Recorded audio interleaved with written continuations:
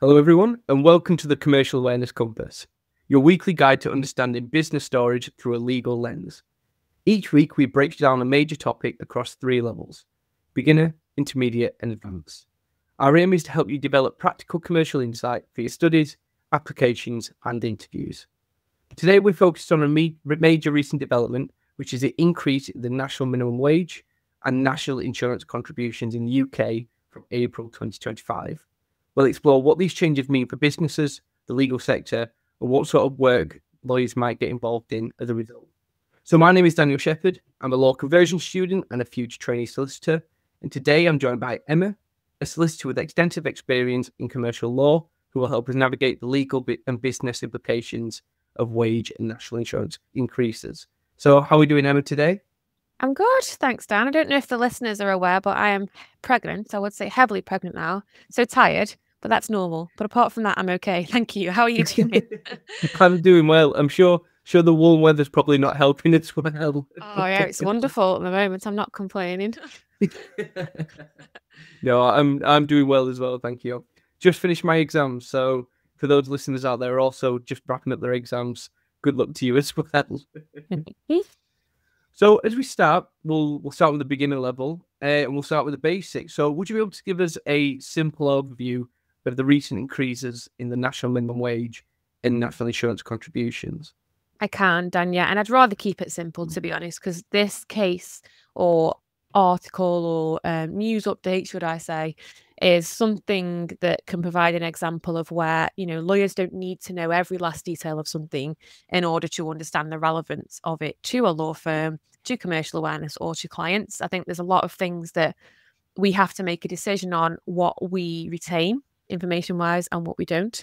And this is a key one of those. You do not need to understand all of the percentages, all of the different rates fully. You don't need to have tracked it over the years, understand inflation, any of that. So don't freak out when you see something like this, but there's lots of things we'll discuss as we go through that you'll go, oh, that's the legal part to it. That's what I need to know or might help me in my career. So with that backdrop, as of April 25, as Dan says, the UK government has increased the national minimum wage and national insurance contributions.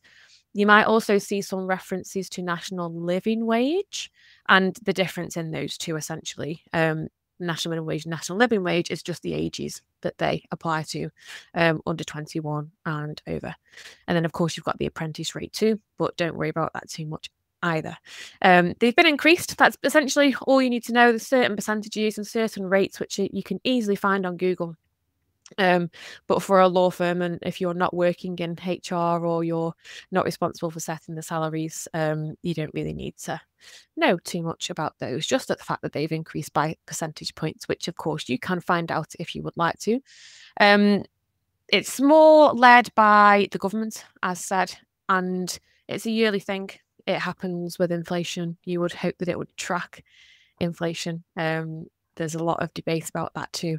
But essentially today we're just going to look at the increases and what that means for lawyers and law firms.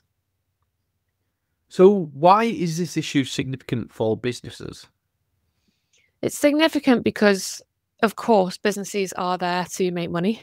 And this is what you would call an operating cost. So I'm going to introduce a new term to you now, perhaps, which is called OPEX. So OPEX is something that you might hear in business, and it's just operating expenditure of a business. And one of the main things, operating expenditure, is the people, the resources. And if you didn't mention that, you would be remiss not to say that this is a key operating cost, especially with lawyers, because one of their biggest, maybe tech is catching up now, but their biggest OPEX, you would expect, is the people, because that's what they are selling, people's time. It's important for that reason, because every business needs people and every business needs to remain compliant in paying people.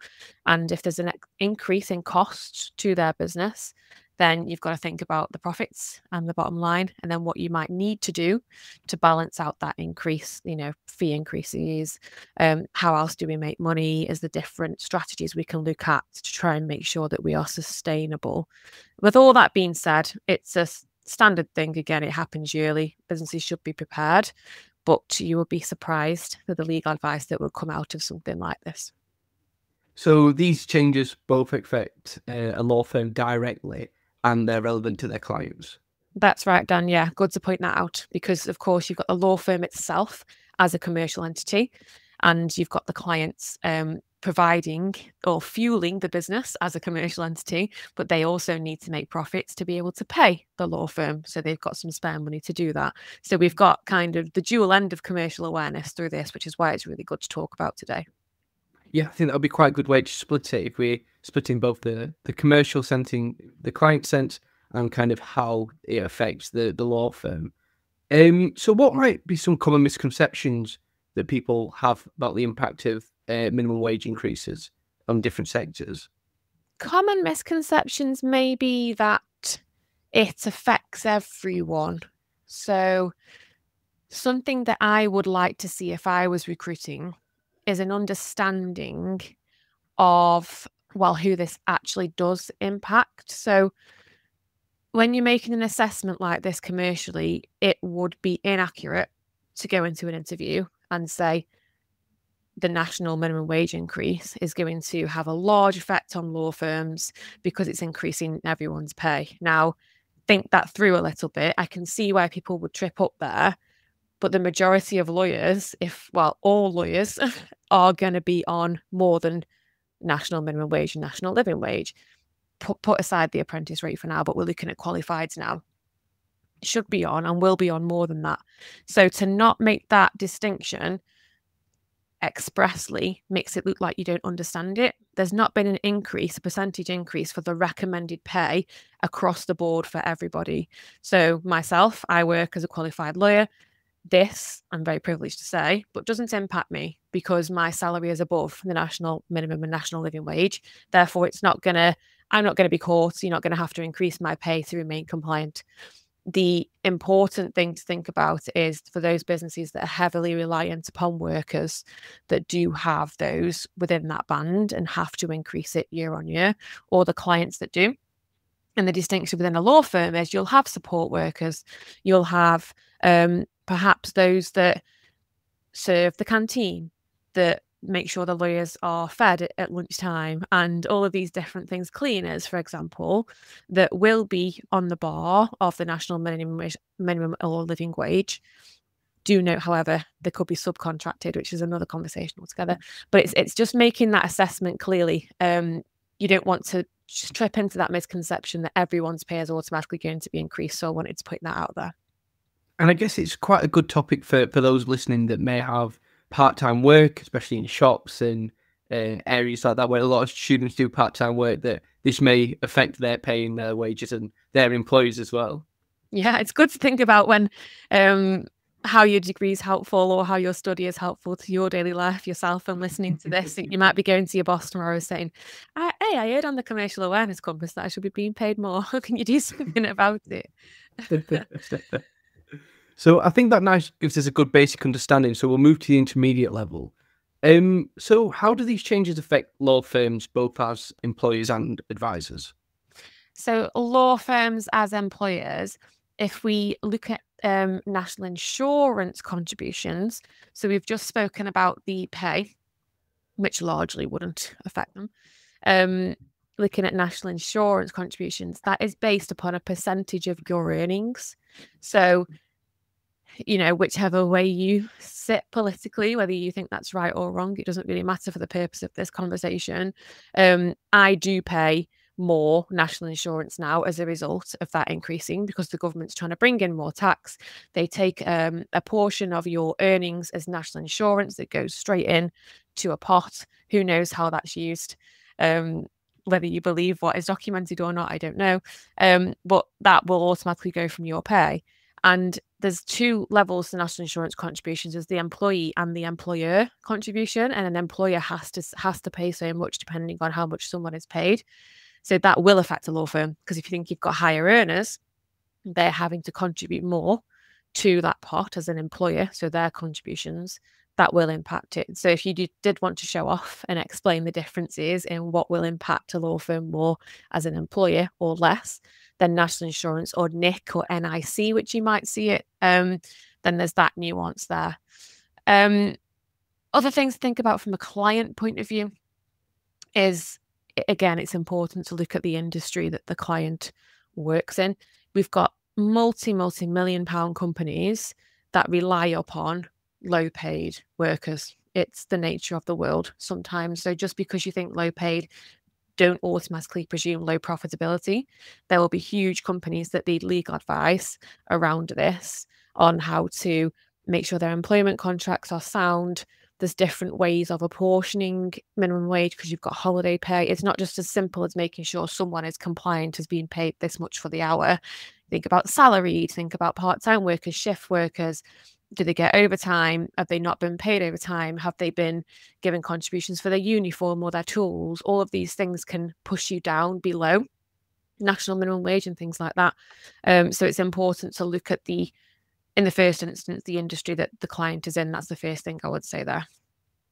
So, if we go back onto the law firm side of how they deal with this internally, could these changes put pressure on wages throughout a firm?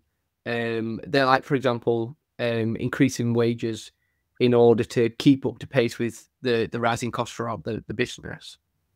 It could have that impact. It could have the opposite impact because you've got to pay a certain level so much more. So you might want to keep them stagnant at a higher bar because your budget's been used. But then we know how public law firm pay is, and then you want to keep up with your competitors. So again, a very clever question to ask me, Dan, because it's typical lawyer's answer. It depends, but it's a brilliant way of looking at it critically in terms of, well, could it impact them? Could it not?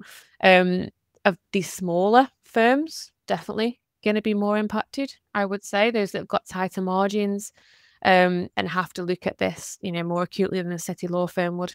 You might have to look at your hiring plans, things like that. Yeah, lots of different considerations, I would say, that would go into the budgeting. For a law firm themselves, I would say that the main thing is competitors as well when you're looking at pay and making sure that you are outwardly attractive to talent, but also you're maintaining your commerciality and your books and how you're publishing that as well. You need to be seen to be golden all around, which isn't easy for a business owner, and I don't envy these law firm owners at all. Yeah, no, I think it's one of the things at the moment where once a large law firm increases their wages is kind of one of the most viewed or looked at things which people do keep up to date with, especially. I think it may have calmed down ever so slightly, but the pay wars that were going on not too long since were very much public events. Yeah, that's right. And maybe, Dan, sorry, just to add one more thing that you made me think of there, is that, of course, if the lower bands are being paid more and then somebody hears about that, or you can see the differentiator, and a lawyer, a qualified lawyer, a senior lawyer is realizing that they haven't caught up, you've got that pressure throughout, haven't you? And then there's ways that you need to mitigate that too. So now moving on to the client side, what are some of the immediate legal risks and obligations that come with these changes? Gosh, the immediate ones. So if you are not compliant and not paying your staff in a fair and moral way, reputationally, that's not good. There's been plenty of articles of, I won't name them, but huge companies who have very quickly gone public, whether they're unionized or not, as to not paying their talent appropriately. And reputation, we know how damaging that can be. And we know, we've discussed in previous topics how important it is to manage that and where lawyers get involved. But then you've also got, all of the comms around it all and all the things that would need to be managed there. You've got the taxation points. But unfortunately, too, you might have to start think about restructuring, making redundancies as a result of things that you might need to consider. So if there is less budget for people and you're having to pay them more and you haven't forecasted correctly and there's zero money left, how are you going to pay people? You might have to need legal advice around those things too. There is also HMRC fines, which some of you might be screaming at the screen saying, why didn't you say that first? Because there's the huge risk of not being compliant is a huge case of HMRC, and you've got no choice really but to get a lawyer involved if you're being sued, or it's a bit of a basic way of putting it, but sued by a regulator. You're going to need to get legal advice on that as well. So it can kind of change the sort of advisory work that a law firm might need to do with these changes. Definitely. Yeah, absolutely.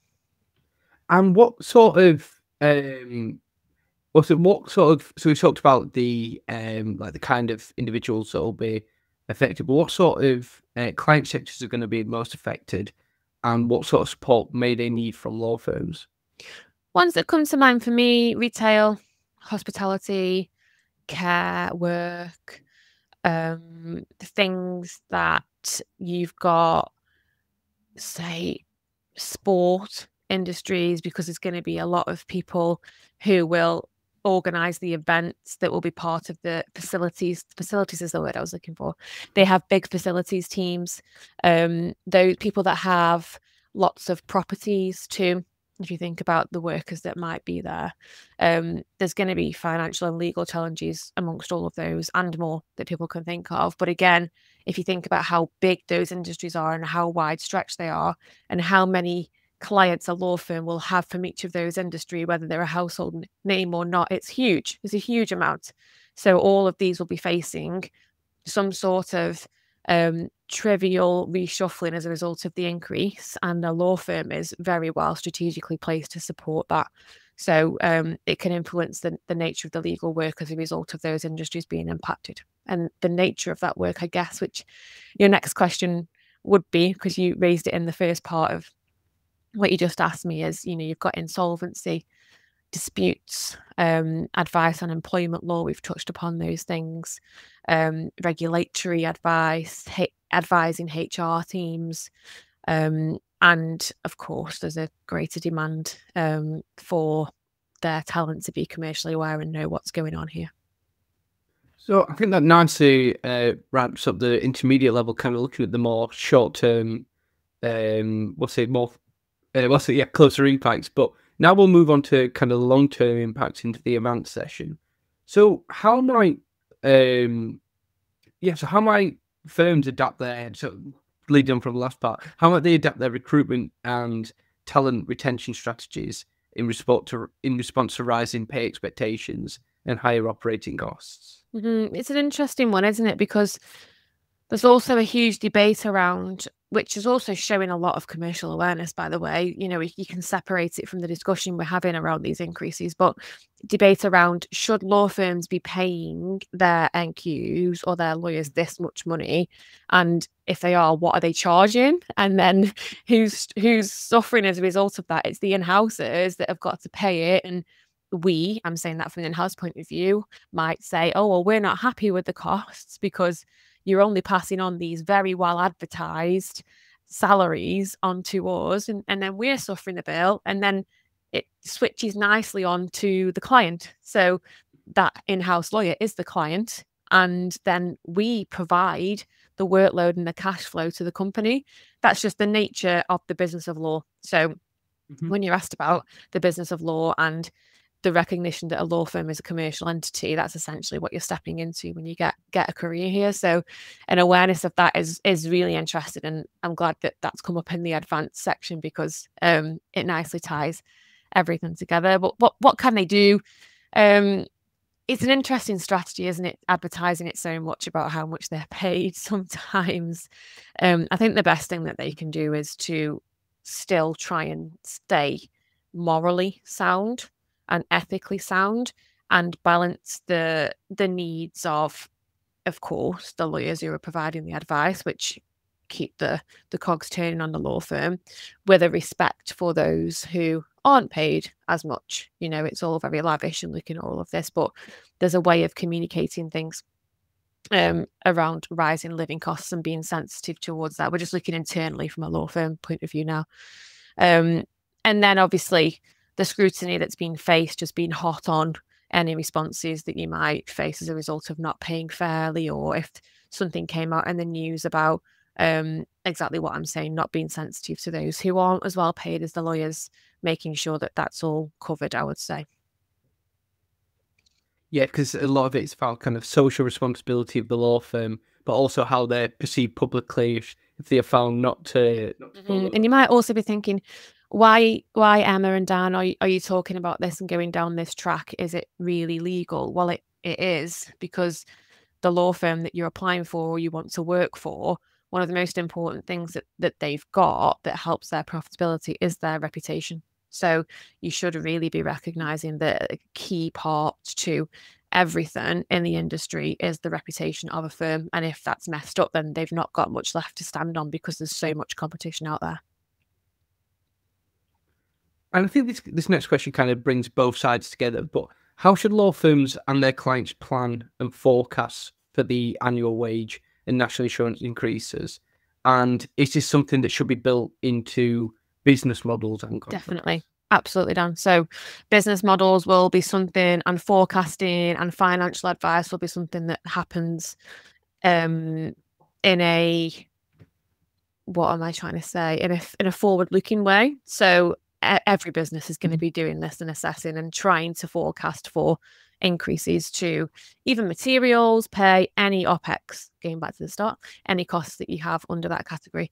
Some things that, to bring the two together, as you say, that law firms can help with as advising for those things is perhaps reducing staff hours, changing some roles, and beginning redundancy processes. So, of course, they have to be done correctly. Anyone that's got a bit of experience with employment law will know how important it is to make sure that you're following all of the correct steps for a redundancy or any changes to an employment contract, because unilateral changes are absolute no-go. You can't just say to somebody that's employed, I'm making a unilateral change to your contract. It's not going to happen. That's why sometimes, quite often, you'll see bonus policies or lots of different things set out in a policy and not an employment contract, because you can amend the policy, you can't amend the employment contract. That is just one example of a bit of advice that I would be giving to my client as a result of these things. But of course, it's also important to know that where things change by law and they are legislated, that overrides anything in a contract. And that's something, again, the law firm would be expected to advise upon and make sure that their clients don't trip up. You've got TUPE as well, transfer undertakings of protection of employment, something like that. Someone will correct me. But TUPE might come into play, which is another complex area of law. Preventing disputes, you've got internal audits, defending claims, compliance. There's lots of different elements to it. And then, exactly as you mentioned with contracts, Dan, even with subcontractors from the commercial end, that might not touch employment law, but you need to make sure that your subcontractors are paying adequately. So you would expect to see from the corporate commercial teams lines in their contracts and clauses to make sure that that is okay. There's just so many different things that this can trail on and on with. So there's lots of opportunities for law firms to provide advice, for sure. So the big kind of picture of this is there's a lot of higher labour costs throughout, and obviously a lot of companies might try and supplement this with like technology and automation. So in what ways might that become more attractive to businesses that face these higher costs, and what sort of legal issues could arise from this? If we get more expensive as people, then obviously these places are going to look towards tech. And a great point to, I guess, summarize and finish on. It's a scary one, but it's pretty obvious and it's in front of us. And again, if you weren't alive to this in a recruitment process, there will be somebody else that is. So, and probably someone that's not watching the compass, actually. So it's great that you're here, so you can become aware of these things. So clients and law firms will be looking towards technology to reduce headcount. They might prefer to invest in technology and put all of the money there. Let's use an example. Let's say if your current workforce is costing £100,000 and the increase means they're going to start costing you 130, but you can build something technology-wise that can do the job of that headcount for 110. It might change your decision to make them redundant and build something technology-wise. And then year on year, you're saving at least 20. And don't forget the inflation of that and the compounding increase of it to make your business sustainable. Very, very basic way of explaining it. But as an example of a strategy that you might look to. So if that business or your client looks towards that, they're going to then need legal advice to implement that tech. They're going to have contracts to be involved. Who owns the data within it? Who owns the code? What's it used for? Where's the liability? All of these different things. So lawyers who understand how a story like this that we started off with can have an impact on that legal work and that shift in strategy of a whole business, like you've just unlocked the key to a fantastic career of being really commercially aware to bring all of those things together. You will be very well placed to support these changes if you can start to make these links. And I hope that wasn't too overly complex to explain it in that way, but it's a nice practical way of bringing everything together, I think. Yeah, I think it's one of those stories that when you look at it on face value, you don't realize how many different avenues it would open up, not only for the changes in businesses overall, but for the sort of work and areas that kind of get opened for law firms to help people adapt to these changes, not only in the short term, as in like very quick turnarounds and with the change in policy, but also to kind of position themselves to ensure that they're prepared for the next changes that are going to come year on year. Yeah, yeah. And I think that'll definitely help with interviews. You know, there's so many different avenues you can go. But I think it's definitely an interesting one. It's one that we'll keep an eye out for, as it kind of takes hold, and see how law firms definitely respond, because obviously they're both a business and a law firm, so they've got two separate obligations to fulfill with these changes. So it's very interesting. Definitely. And it's the listener's prerogative to pick out some things we would have discussed that, you might feel, oh, I'm not that interested, I'm not, that area of law doesn't suit me. But other things that you've said, I could really follow and grasp. It just shows how one update and news story can benefit lots of you with understanding your commercial awareness. So pick on that thing that, really spoke to you throughout something like this and critically analyze that. And then feel free to mention it and to demonstrate that you've got commercial awareness in your applications and interviews, etc. I think that really nicely rounds it off. So thank you for joining us today, Emma. And thank you for those listening today to this week's Commercial Awareness Compass. We've seen how changes in the minimum wage and national insurance contributions create both challenges and opportunities for businesses and law firms alike. Remember, commercial awareness isn't just about headlines, but about understanding how these developments affect business decisions, legal risk, and client strategy. Whether you're just starting out or already thinking like a commercial advisor, keep asking yourself, how does this impact clients, and what could a law firm do to help? Join us next week to keep building your commercial awareness. And until then, prepare without panic. Thank you.